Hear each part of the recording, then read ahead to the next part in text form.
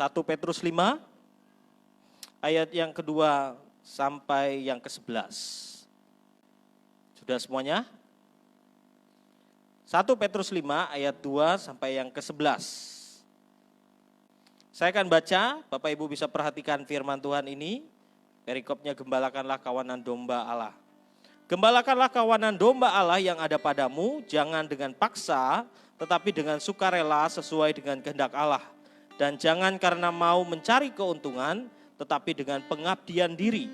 Janganlah kamu berbuat seolah-olah kamu mau memerintah atas mereka yang dipercayakan kepadamu, tetapi hendaklah kamu menjadi teladan bagi kawanan domba itu. Maka kamu apabila gembala agung datang, kamu akan menerima mahkota kemuliaan yang tidak dapat layu. Demikianlah jugalah kamu, hai orang-orang muda, tunduklah kepada orang-orang yang tua, dan kamu semua rendahkanlah dirimu seorang terhadap yang lain, sebab Allah menentang orang yang congkak, tetapi mengasihani orang yang rendah hati. Karena itu rendahkanlah dirimu di bawah tangan Tuhan yang kuat, supaya kamu ditinggikannya pada waktunya. Serahkanlah segala kekhawatiranmu kepadanya, sebab ia memelihara kamu. Sadarlah dan berjaga-jagalah. Lawanmu si iblis berjalan keliling sama seperti singa yang mengaum-ngaum dan mencari orang yang dapat ditelannya.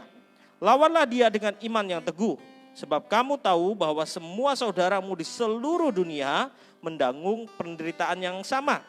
Dan Allah sumber segala kasih karunia yang telah memanggil kamu dalam Kristus kepada kemuliaan yang kekal, akan melengkapi, meneguhkan, menguatkan dan mengokohkan kamu sesudah kamu menderita sekian lamanya. Ialah yang punya kuasa sampai selama-lamanya. Amin.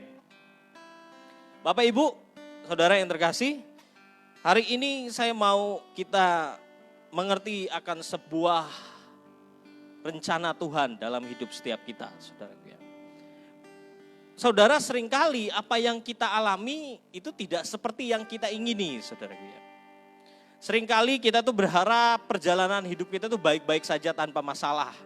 Kalau bisa keluarga baik-baik, semuanya saudaraku ya, tidak ada sakit, tidak ada masalah keuangan, terus ya pokoknya semuanya baik-baik. Ya kalau istilah orang itu masa muda poya-poya, ya tua ngati masuk surga, saudaraku ya.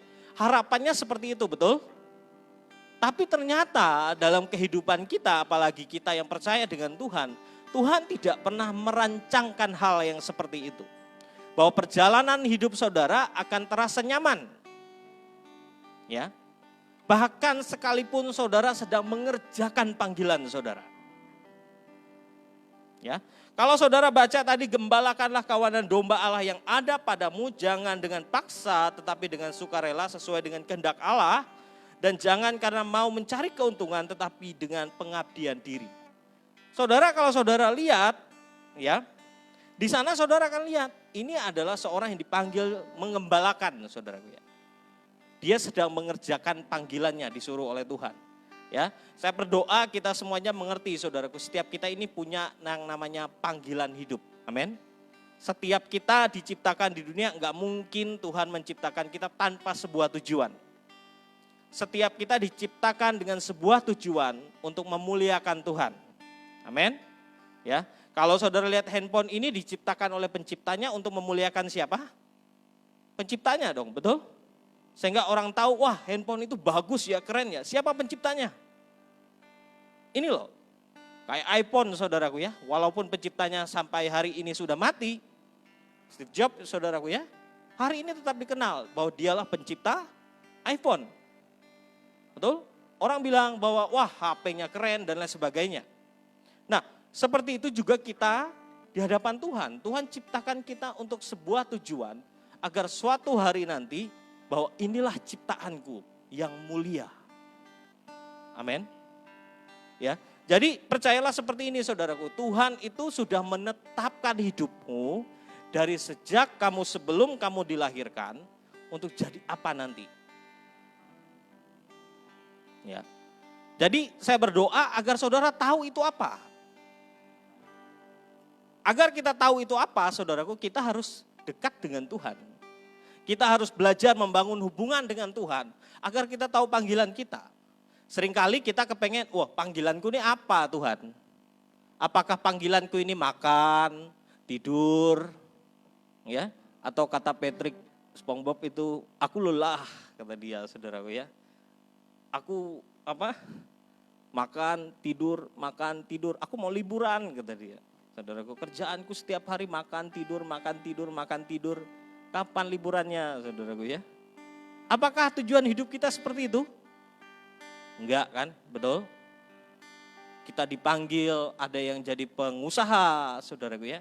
Ada yang dipanggil jadi hamba Tuhan, pendeta, saudaraku ya. Ada dipanggil di dunia marketing, ada yang dipanggil di dunia mungkin olahraga, media, dan lain sebagainya. Nah saudara harus tahu panggilan saudara itu apa. Ya. Agar kita semuanya maksimal seperti yang Tuhan mau dalam hidup kita.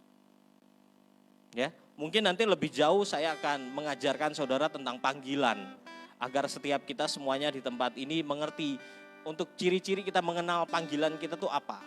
Ya, biasanya itu identik dari bawaan kita lahir. Misalnya ada di tempat ini orang yang sukanya ngomong, saudaraku ya, nggak bisa diam dari kecil. Ya, nah itu tipikal orang yang nanti akan dipanggil jadi penginjil, saudaraku ya. Ngomong terus, saudaraku ya, nggak habis energinya, nggak pernah hilang, saudaraku ya. Tapi ada orang yang sukanya, saya nggak bisa banyak ngomong, saya itu diam. Mungkin saudara dipanggil jadi seorang pendoa, bisa jadi, ya. Duduk diam aja, aduh bosan kalau kumpul banyak orang, nggak kepengen. Tapi ada orang yang dari kecil, waduh kalau sudah ngitung bisnis, saudaraku ya, wah ini untung nih, ini untung, ya. Terus dia punya ide-ide yang macam-macam, saudaraku ya. Nah itu orang-orang yang dipanggil jadi seorang pengusaha. Loh saya mau tanya sama saudara, pengusaha itu panggilan enggak? Panggilan. Saya mau tanya sama saudara, di Alkitab saudara akan ngerti, saudaraku ya. Ada orang-orang Lewi yang dipanggil untuk menjadi pelayan-pelayan Tuhan di Bait Suci, betul? Tapi 11 suku yang lain dipanggil untuk apa? Untuk jadi petani, peternak, betul? Jadi pedagang.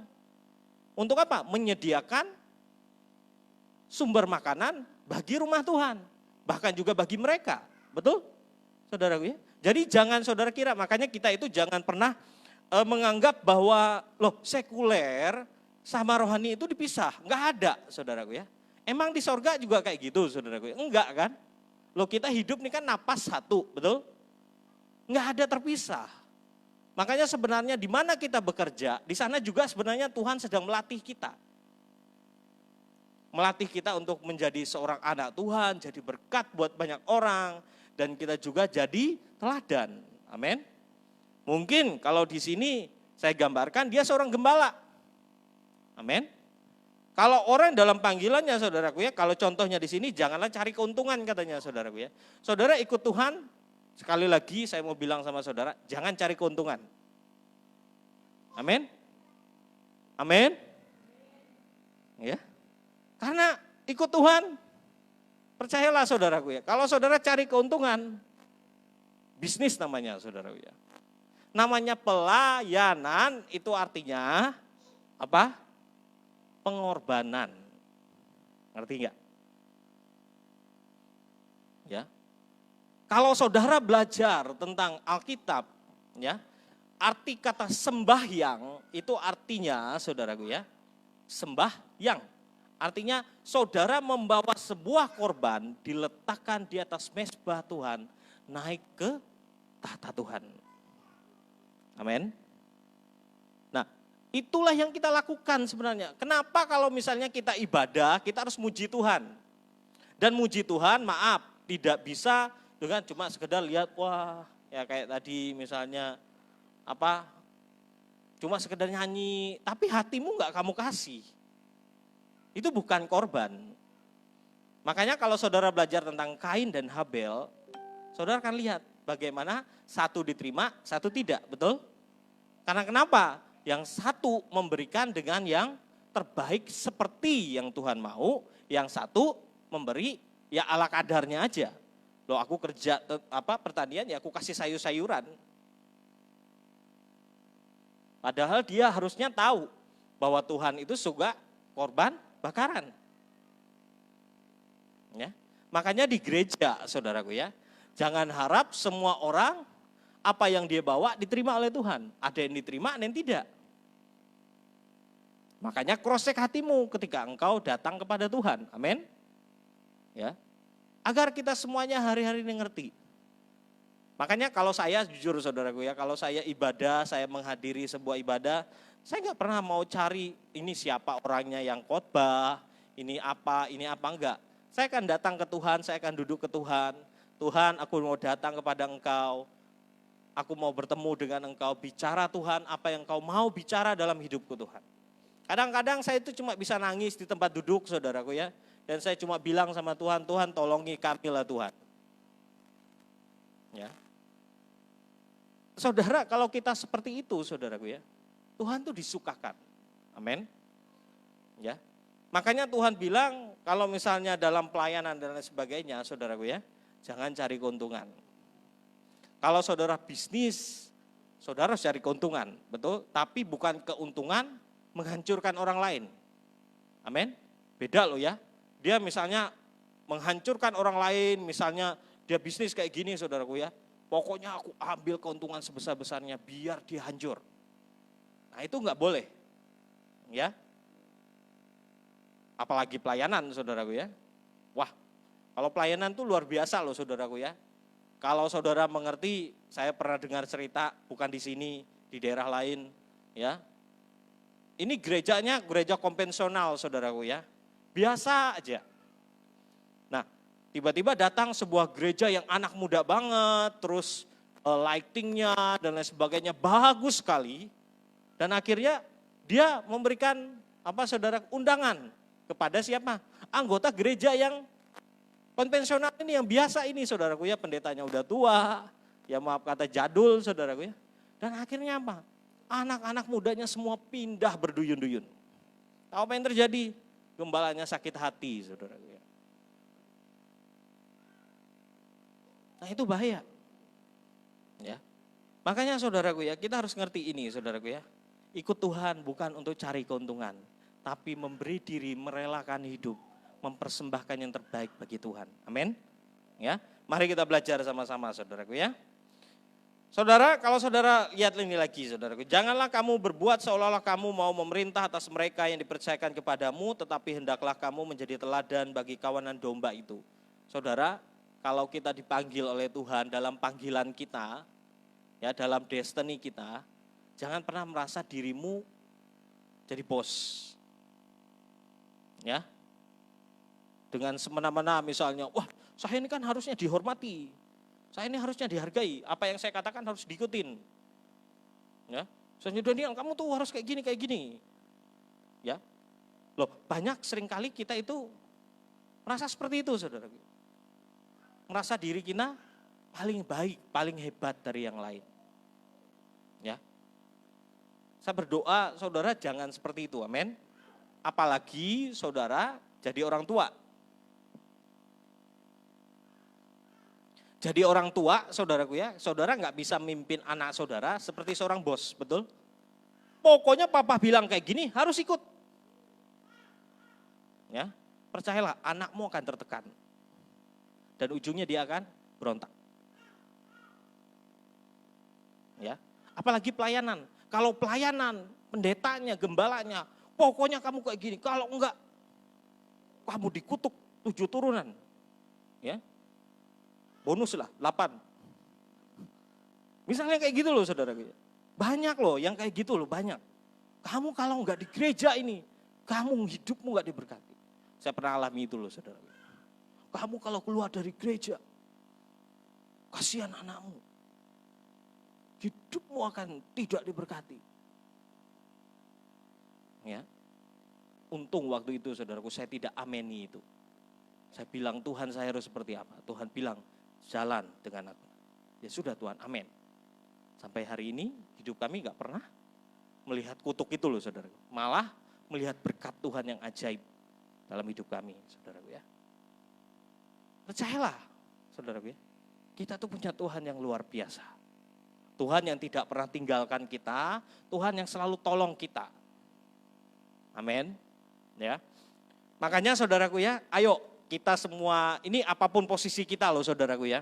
Kau dipanggil jadi seorang ayah, kau dipanggil jadi seorang ibu, kau dipanggil jadi seorang kakak, kau dipanggil jadi apa saudaraku ya, jadi pemimpin, jadi gembala MK. Jangan punya sikap ngebosi. Amin. Saudara, kita harus belajar seperti Yesus lakukan untuk kita melayani satu dan yang lain. Amin. Ya. Ayo layani anakmu. Seorang anak layani orang tuamu dengan baik. Saudara akan lihat bagaimana kemuliaan Tuhan itu akan turun. Amin. Dalam gereja ini juga kita belajar sama-sama. Tidak ada yang sempurna saudaraku ya. Makanya kita kalau mau ngerjain apapun, kita bareng-bareng. Betul? Ya. Kita sama-sama nanggung sama-sama semuanya. Untuk apa saudaraku ya? Enggak ada yang bosnya. Kita keluarga di tempat ini yang saling menopang, saling menolong satu dan yang lain. Amin.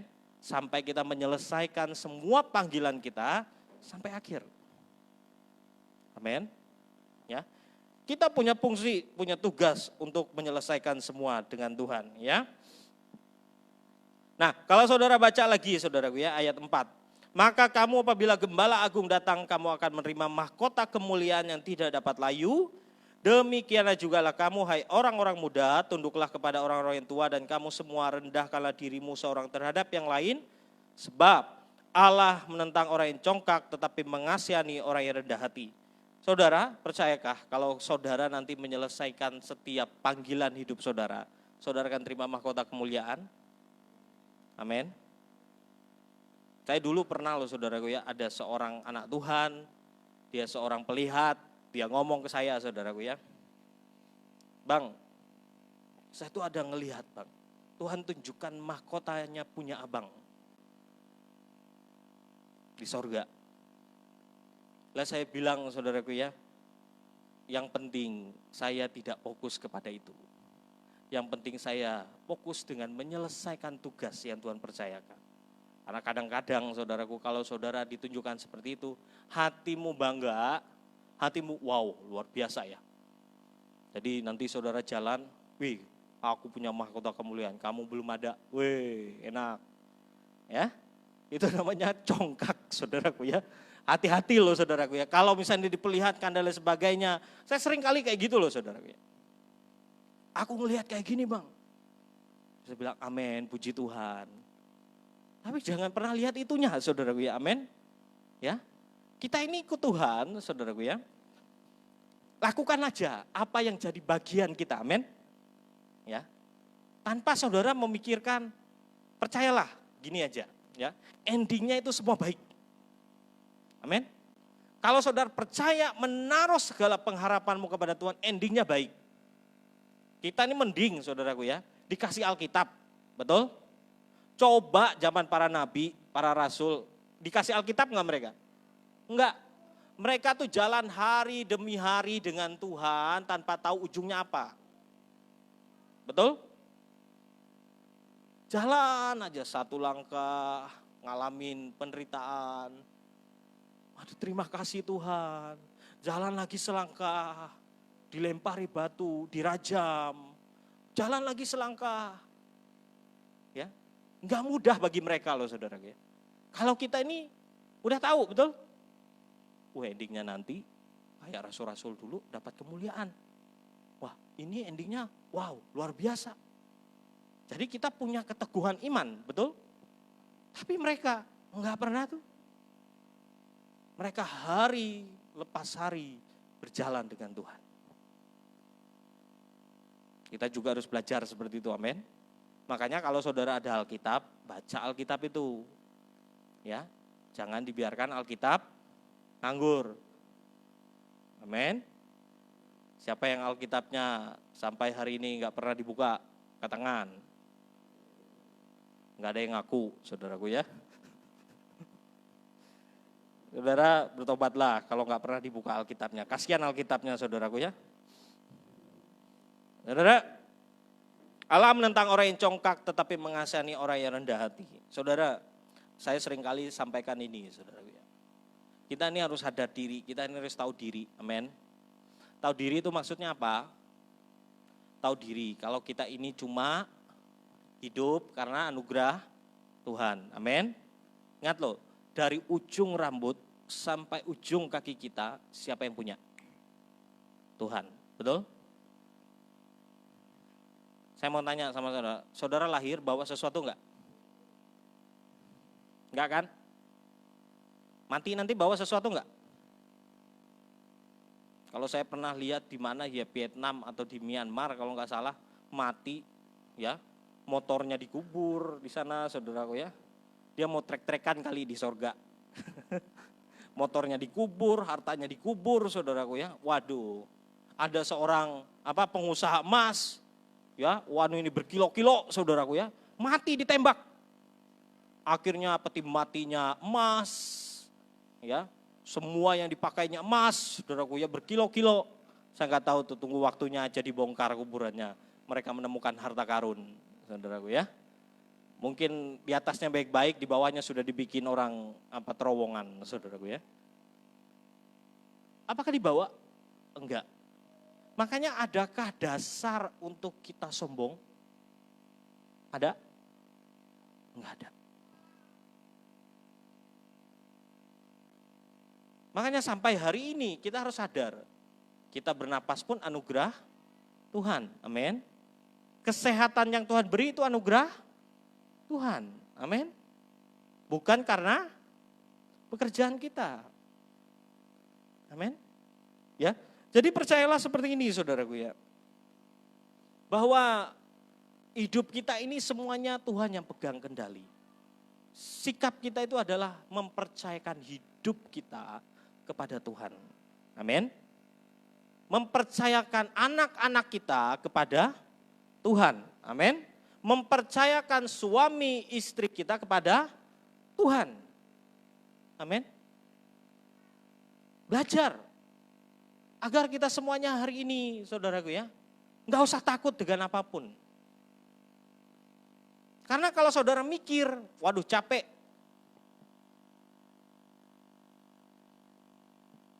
Ada orang yang berusaha, wah anakku tuh harusnya kayak gini, kayak gini, kayak gini. Ya, jadi dia berusaha membuat anaknya itu seperti yang dia mau. Saudara, kalau saudara seperti itu anaknya siapa? Anak Tuhan atau anakmu sendiri? Ujungnya nanti dia nggak bisa seperti yang Tuhan mau. Ya, makanya serahkan dia kepada Tuhan, biar dia berjalan dengan Tuhan. Kamu mau jadinya seperti apa? Nanti Tuhan atur perjalanan hidupnya dengan Tuhan. Amin. Hidupmu juga sama loh saudaraku ya. Jadi percayakan sepenuhnya kepada Tuhan. Ya. Nah, ini saudaraku ayat 5 tadi. Ya, hai orang-orang muda, tunduklah kepada orang yang tua, dan kamu semua rendahkanlah seorang terhadap yang lain. Ini saudaraku ya. Saudara, anak-anak muda, ya, saudara harus punya sikap hormat kepada orang yang lebih tua. Ya. Kenapa saudaraku ya? Karena firman Tuhan berkata bahwa seorang anak misalnya contohnya, hormatilah ayah dan ibumu supaya apa katanya? Lanjut usiamu di tanah yang diberikan kepadamu, betul? Loh, itu hukumnya. Itu hukum Tuhan. Makanya kita itu sama orang tua harus hormat. Amin. Apalagi sama orang yang lebih tua. Jangan pernah menganggap rendah orang yang lebih tua. Ya, atau memperlakukan semena-mena. Saya tuh pernah lihat loh saudaraku ya, orang tua diperlakukan semena-mena saudaraku ya. Zaman sekarang tuh ngeri. Ya, kalau saudara lihat hari-hari ini saudaraku, anak ngelaporin ibunya ya, karena warisan dan lain sebagainya, ada ibunya yang diinjak ya, diperlakukan tidak baik. Ngeri loh saudaraku ya. Jadi ayo kita belajar sama-sama. Makanya saya sering bilang di tempat ini, kalau misalnya ada yang lebih muda ya, terus saudara seimannya lebih tua, harus panggil abang. Karena kenapa? Hormat. Ya. Karena kebiasaan, apalagi kita ini orang Dayak saudaraku ya. Le. Ya. Udan dan. Ya. Biasa.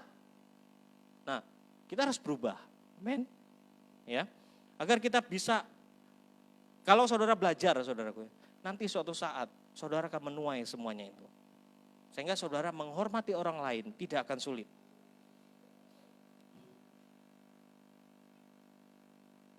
Ayat 7. Serahkanlah segala kekhawatiranmu kepadanya sebab ia yang memelihara kamu. Amin. Saudara, kita ini dalam hidup, saya ini hari-hari ini ya saudaraku ya, sedang merenungkan banyak hal.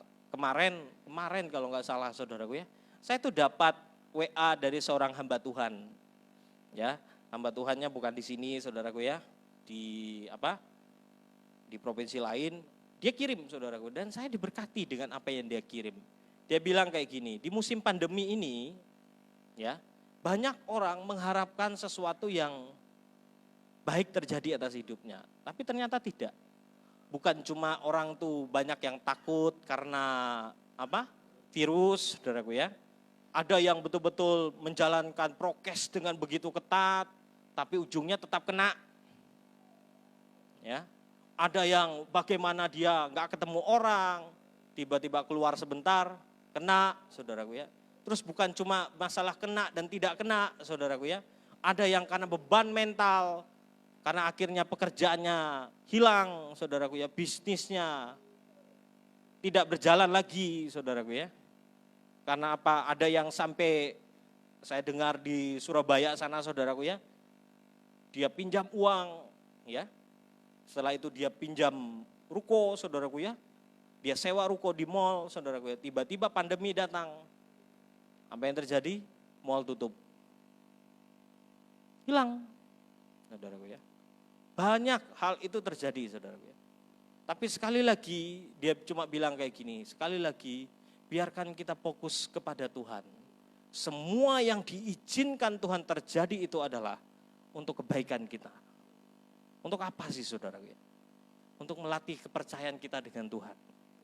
Seringkali kita ini percayanya saat apa? Saat apa? Baik-baik saja, betul? Saat nggak baik-baik? Ayo, banyak yang apa? Kok kayak gini Tuhan? Ada yang bilang apa? Tuhan jahat. Ya Tuhan gak pernah jahat, saudaraku ya. Kita ini yang seringkali jahat dengan Tuhan. Ya, kalau saudara saya pernah ada dengar kesaksian saudaraku ya, seorang artis ya dengar seorang pastor bilang kayak gini sama dia. Kita itu terlalu naif, bilang bahwa apa yang Tuhan sudah beri buat kita, sehingga kita ngalamin kayak gini. Pastor itu cuma bilang, kamu tuh gak boleh kayak gitu. Kamu gak pernah pikir apa yang sudah Tuhan perbuat bagi engkau. Engkau saja yang gak pernah ngerti yang Tuhan perbuat bagi engkau. Kesalahanmu lah yang membuat engkau jauh dari Tuhan. Ya, kita berdoa kita semuanya bisa mengerti hari-hari ini, saudara. Kekhawatiran itu manusiawi enggak? Manusiawi. Ya. Kadang-kadang kita melihat kondisi yang enggak sesuai keinginan kita, khawatir. Tapi sekali lagi kalau saudara baca firman ini, ya, belajarlah untuk jangan khawatir. Amin. Belajarlah untuk menyerahkan kekhawatiranmu kepada Tuhan. Belajarlah kepada Tuhan. Tuhan, aku mau serahkan segala kekhawatiranku Tuhan. Ya. Kalau saudara baca firman Tuhan, Tuhan pernah berkata ada orang yang tidak percaya, Tuhan bilang, mana imanmu? Tuhan ampuni aku ini yang kurang percaya. Tolongi aku yang kurang percaya ini Tuhan. Dia jujur sama Tuhan. Kalau saudara khawatir, jujur aja sama Tuhan, amin. Tuhan itu bukan Tuhan yang kamu tuh harusnya punya iman yang wow. Enggak, Tuhan tahu proses kita, saudara. Ada yang dia punya iman yang kuat, ada yang dia masih latihan. Makanya saudaraku ya, kalau saudara diizinkan seperti itu, saudaraku ya, percayakan kepada Tuhan. Amin. Jadi enggak usah takut, segala sesuatu yang terjadi, ingat, Tuhan yang pegang kendali atas seluruh hidup kita. Amin. Ya. Udah, kalau saya lagi ngadapin masalah, pergumulan saudaraku ya, saya akan ke kamar saya akan doa, saya akan nyembah Tuhan, saya akan dengar lagu rohani, saudaraku ya. Saya akan, Tuhan tolongi saya Tuhan, saya nggak tahu jalannya seperti apa, saya harus seperti apa, tolongi Tuhan. Ya. Dan saya sungguh melihat bahwa Tuhan itu menolong di setiap langkah saya. Ya. Apakah dia nggak bisa tolong saudara? Bisa. Saya pernah cerita sama saudara untuk melunasi tanah gereja ini dulu saudaraku ya. 2-3 hari harus bayar lunas. Sekitar 100, berapa waktu itu ya, 125 juta, 28 juta waktu itu saudara. Duit gak ada. Saya cuma bilang sama Tuhan, Tuhan Engkau pernah tolong kami, kali ini tolong kami. Ya. Dan saya bawa ke Tuhan saudara. Uang dari mana? Enggak mungkin saudara gue, saya enggak punya uang. Ya. Dan saya betul-betul bawa ke Tuhan saudaraku, dan saya bilang, Tuhan Engkau yang punya ini semuanya. Engkau yang suruh untuk kami beli tanah ini. Dan percayalah saudaraku ya, hari Sabtu harus bayar. Waktu itu kita ada doa 24 jam. Di doa 24 jam itu ya pokoknya saya cuma bisa nangis sama Tuhan saudara. Senjata terakhir kita itu cuma nangis sama Tuhan. Ya, Tuhan saya nggak tahu jalannya seperti apa. Minjam sama orang nggak mungkin loh saudaraku ya. Saya cuma bilang sama Tuhan, tolong itu sekali lagi. Ya. Dan saya betul-betul lihat bagaimana Tuhan itu menggerakkan orang lain saudaraku ya, untuk menolong. Dan sesungguhnya melihat, wah Tuhan itu ajaib.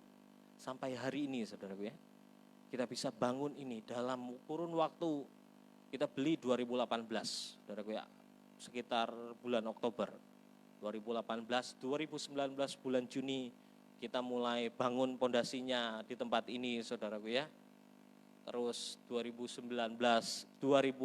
Desember 2019 kita pakai untuk ibadah Natal tanggal 18 Desember saudaraku ya.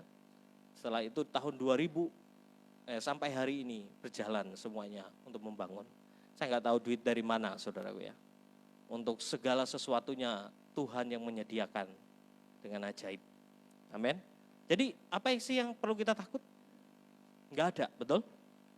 Karena kita punya Tuhan yang besar, melebihi apapun. Amin. Ya. Jadi nggak usah takut saudaraku ya. Kalau saudara percayakan hidupmu kepada Tuhan, ya sudah. Tuhan yang berkuasa atas segalanya. Apakah dia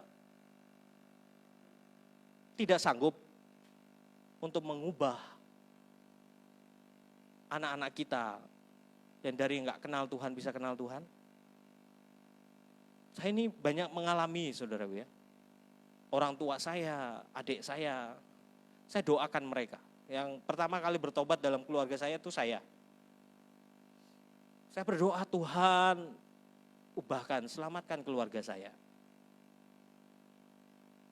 Tahu nggak yang bertobat? Adik saya yang saya anggap paling nakal, yang nggak mungkin bertobat. Tiba-tiba dia datang, dia ngomong ke saya, Gi, boleh nggak aku ikut kamu ibadah? Wah, saya seperti tersambar petir saudaraku ya. Saya ini sama adik saya nggak ngomong 4 tahun saudaraku ya. Karena kami bertengkar, saya tegur dia, kalau kami bertengkar tuh luar biasa saudaraku ya, smackdown. Ya. Kalau dia udah kalah karena saya badannya agak besar, saudara dia kalah, dia pasti ambil pisau. Ya, ayo kata dia. Dia nekat saudaraku ya. Dan sejak itu oke, saya nggak akan tegur kamu. Betulan saudaraku, 4 tahun kami nggak bertegur sapa. Dan ada tiba-tiba dia datang, dia ngomong, boleh nggak aku ikut ibadah? Wah saya bilang, boleh lah. Kapan kalian ibadah? Oh sekarang saya bilang. Ya saya mandi kata dia. Ya ikutlah saudara. Dan saya cuma bilang, Tuhan kok bisa ya? Yang bertobat, dia bawa rombongannya lagi, saudara. Satu sekolahnya, ya, bertobat. terus orang tua saya. Hari ini sedikit-sedikit kirim ayat firman, saudaraku ya. Kuatkan dan teguhkanlah hati setiap kita, katanya saudaraku. Saya cuma sedikit senyum-senyum aja seringkali, saudaraku ya. Panjang tuh ayat firman ya, saudaraku. Oh, luar biasa. Ya. Ayo, akhir zaman sudah dekat, kata dia. Percayalah kepada Tuhan, serahkanlah hidupmu kepada Tuhan, katanya saudaraku ya. Wah, buat saya ini, wah luar biasa ini. Ya. Dan bukan saya loh saudaraku, Tuhan yang ngubahin semuanya. Amin. Percayakah Tuhan bisa lakukan itu atas hidupmu, keluargamu? Amin. Bahkan dia bisa mengubah bisnismu dari yang hancur jadi berhasil. Percaya? Sangat bisa. Ya, tergantung seberapa engkau meletakkannya di hadapan Tuhan. Karena banyak orang itu berharap sesuatu yang aku kepengen keluarga aku bertobat, tapi hidupnya nggak tobat-tobat, saudaraku ya. Nah itu sama aja bohong. Dia minta, Tuhan lihat, setan apa lagi? Setan bilang, lah Tuhan, dia minta, dia aja nggak bertobat kok. Gimana caranya? Ya. Ayo saudaraku ya, harus ada orang-orang yang berdiri buat keluargamu, harus ada orang-orang yang berdiri buat seisi rumahmu. Siapa itu? Saudara. Amin. Karena kalau saudara gak berdiri mempertahankannya di hadapan Tuhan, setan yang nuntut. Kalau setan nuntut, yang ada cuma apa? Kebinasaan. Paham? Makanya bawa itu setiap hari di hadapan Tuhan. Dan layani Tuhan. Amin. Ingat loh, waktu Sodom dan Gomora mau dibinasakan. Waktu mau dibinasakan loh saudaraku ya. Itu kenapa bisa dibinasakan? Karena kata Tuhan bahwa sudah naik sampai ke telingaku semua kedurjanaan mereka, semua dosa mereka. Ya. Sudah naik. Tiba-tiba Tuhan harus lewati siapa? Bertemu dengan siapa? Abraham. Kenapa mesti temuin Abraham? Karena ada Lot, keponakan Abraham di sana. Abraham ingat ada Lot, dia tawar-menawar, betul? Dan ternyata tawar-menawarnya gagal. Tuhan minta 10 orang benar yang bertobat di sana, ternyata tidak ada. Paham? Loh, kalau keluarga kita Tuhan cuma minta 1, cukup nggak? Cukup. Sodom Gomora aja banyak penduduknya, cuma Tuhan minta 10. Ya. Ayo bawa itu di hadapan Tuhan. Sadarlah dan berjaga-jagalah lawan musuh iblis, berjalan keliling sama seperti singa yang mengaum-ngaum dan mencari orang yang dapat ditelannya. Ingat loh, musuh kita itu siapa? Si iblis, betul? Singa yang mengaum-ngaum. Ingat loh ya, pekerjaan iblis itu apa? Mengaum-ngaum. Bahasa sederhananya dia itu suka mengintimidasi. Apakah dia punya gigi? Enggak, dia sudah ompong. Dia itu cuma bisa nakut-nakutin saudara. Betul? Makanya saudaraku seringkali kita ini ditakut-takuti oleh dia. Wah yuk, kayak gimana hidupmu? Oh kamu pasti gagal, kamu pasti gak bisa. Ah kamu gak layak. Kamu tuh pendosa. Ah keluargamu gak akan bertobat. Kamu doa sia-sia semuanya. Kamu jatuh lagi dalam dosa, jatuh lagi dalam dosa. Itu pekerjaannya. Betul? Itu yang dilakukan iblis. Dia jalan keliling, dia takuti banyak orang. Makanya Tuhan bilang, berdirilah. Apa katanya? Lawanlah dia, ya, sadarlah dan berjaga-jagalah, lawanlah si iblis, ya, lawan dia, saudara. Makanya kita perlu mengerti firman Tuhan, amin. Kalau dia takutin kayak gitu, saudaraku ya, kita harus lawan dengan apa? Firman Tuhan. Saya sering lakukan seperti itu, saudaraku ya. Kalau dia bilang, kamu nggak layak, aku nih hidup memang tidak layak, tapi aku dilayakkan oleh Tuhan. Saya balas, loh Tuhan Yesus lakukan itu enggak? Betul? Ubah roti ini, batu ini jadi roti, betul? Ada tertulis katanya, manusia bukan hidup dari roti saja, tapi dari setiap firman Tuhan, betul?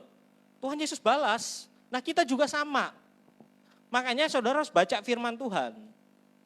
Baca aja, makanya baca, nanti Roh Kudus yang keluarkan. Ketika iblis itu memasukkan sesuatu, dia mengaum, mengintimidasi saudara, nanti Roh Kudus yang akan memunculkan firman Tuhan itu untuk melawan. Amin. Ya, kalau dia bilang keluargamu gak akan bertobat, firman Tuhan katakan satu orang diselamatkan, seisi rumahnya diselamatkan. Itu yang saudara pakai. Usahamu gagal, Tuhan bilang ya bahwa kita akan diberkati dan kesusahan tidak menambahinya. Dia akan memberi kita hidup dalam kelimpahan. Loh kalau saudara nggak tahu firman-Nya, dia akan makin menjadi-jadi itu gagal. Rasain lo. Kamu nggak berharga. Dia akan serang terus saudara sampai saudara mundur dan jauh dari Tuhan.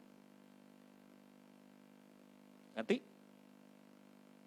makanya baca aja firman Tuhan saudaraku ya. Setiap hari baca firman Tuhan. Nanti Roh Kudus akan mengajari saudara. Amin. Ya. Lawanlah dia dengan iman yang teguh. Nah ini saya mau kasih sedikit saudaraku ya. Saya mau tanya, iman itu saudara bikin atau dari Tuhan? Saya mau tanya. Iman itu dari Tuhan atau dari saudara? Yang dari diri saudara angkat tangan. Yang dari Tuhan angkat tangan. Wah, yang lain bingung. Iman itu datang dari Tuhan. Makanya kalau saudara pernah baca kitab Roma, ya, kepada yang satu roh memberikan iman. Berarti iman itu diberikan. Berarti kalau kita harus melawan dengan iman yang teguh, saudara harus bergaul dengan Roh Kudus. Sehingga iman saudara makin ditambahkan. Amin. Makanya kita itu ikut Tuhan. Makanya saya mau sekali lagi bilang sama saudara, ya ikut Tuhan tuh sungguh-sungguh. Bereskan semua hidupmu, semakin hari kamu semakin dekat, imanmu tuh akan semakin tebal. Tuhan kasih, Tuhan tambahkan. Makanya iman yang teguh itu yang akan membuat saudara gak akan tergoncangkan oleh apapun. Amin. Kenapa para rasul gak pernah takut mati? Bukan karena mereka Superman saudaraku, enggak. Tapi mereka membangun hidupnya dengan Tuhan sehingga iman mereka makin tebal.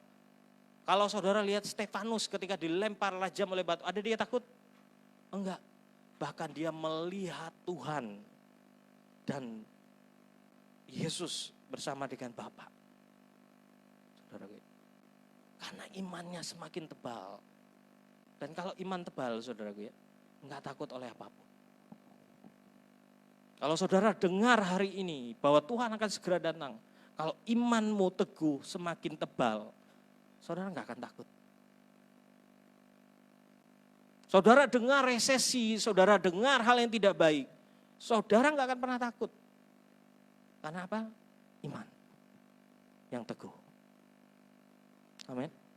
Mau bangun itu? Ayo bangun dengan Tuhan. Ya, sering dengar khotbah. Iman muncul dari pendengaran. Pendengaran akan firman Tuhan. Betul? Firman Tuhan apa? Perkataan Tuhan. Ya. Jadi kalau saudara mau hari ini iman terus muncul, ya, baca Alkitab, dengerin khotbah. Itu akan membuat saudara semakin hari imanmu semakin kuat. Ya. Sehingga iblis mau nyerang kita seperti apapun, kita bisa lawan dia. Amin. Kita bisa kalahkan dia. Karena kita adalah umat yang lebih dari pemenang. Amin. Jadi kalau bukan saudara bikin-bikin loh ya, iman tuh bukan bikin-bikin loh saudara. Karena ada orang dulu, mungkin ada beberapa orang sudah sering dengar, tapi mungkin ada beberapa orang yang belum. Dia ngomong ke pemimpinnya saudaraku ya. Dia bilang, "Bang, saya itu betul-betul punya iman, Bang." "Oh, iman apa?" kata abang ya. "Ya, Bang, firman Tuhan katakan, Kalau imanmu sebesar biji sesawi saja, kan biji sesawi kecil kan, kamu bisa mindahin gunung. Aku tuh betul-betul lebih dari sebesar biji sesawi. Ya. Aku tuh mau pindahin seng itu loh bang. Serius. Aku tuh mau pindahin seng itu loh bang. Kok nggak pindah-pindah ya bang? Tahu gak saudaraku ya? Abangnya ini ketawa, jawab juga bingung saudaraku ya. Waduh kayak gimana nih orang saudaraku ya. Tapi saya pelajari saudaraku, oh ternyata iman tuh gak mungkin dibuat-buat. Ya. Waktu Petrus berjalan di atas air, siapa yang ngomong suruh dia jalan? Yesus kan. Ada contohnya 2 orang penginjil di Cina, daratan saudaraku ya. Mereka itu mau pelayanan. Harus nyebelang sungai yang waktu itu terjadi banjir. Ya. 2 orang ini semangat. Mereka bilang kayak gini, di Alkitab Petrus jalan di atas air.